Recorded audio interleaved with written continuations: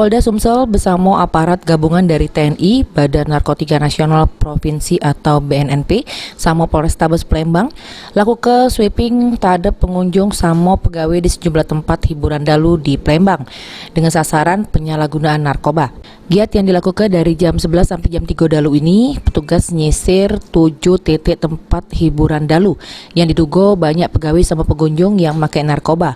Menurut pantauan tim liputan di salah sikok hiburan dalu, Yola Selebriti KTF yang ada di Jalan Veteran, terselit petugas BNNP lakukan pemeriksaan terhadap pengunjung.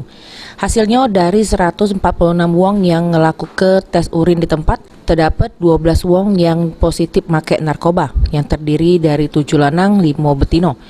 Selanjutnya 12 yang positif pakai narkoba bakal diserah ke pihak BNNP untuk dilakukan rehabilitasi. Namun untuk barang bukti tidak ditemukan dari sejumlah tempat hiburan dalu tersebut. Mulyadi, PAL TV.